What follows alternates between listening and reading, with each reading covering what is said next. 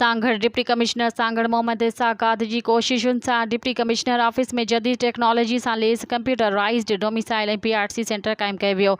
Centre जो इफ़्तिताह commissioner शहीद Benazirabad division Mohammad Abbas Baloch कयो। इन मौक़े ते मीडिया सां ॻाल्हाईंदे डिवीज़नल कमिश्नर चयो त ज़िले इंतिज़ामिया जी कोशिश आहे त अवाम खे वधि खां वधि सहूलतूं फ़राहम कयूं वञनि। कंप्यूटराइज्ड डोमिसाइल सेंटर जो क़याम पिणु इन सिलसिले जी हिकु कड़ी आहे।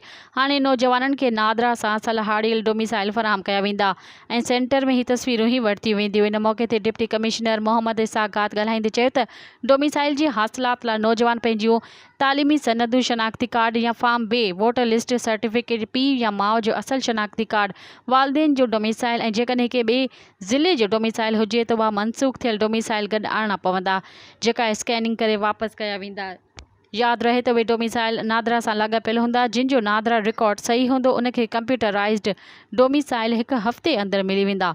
इन मौक़े ते additional deputy commissioner Arshad Ibrahim Siddiqui, additional deputy commissioner 2 Dadan Khan Lashari, assistant commissioner Sanghar Nahad Mirani ऐं ॿिया लाॻापियल ऑफिसर पिणु मौजूदु हुआ। मज़ीद ख़बरनि ऐं तफ़सीलात लाइ विज़िट कयो असांजी वेबसाइट www.awamiNewsHD.com ऐं ॾिसंदा रहो अवामी न्यूज़ HD।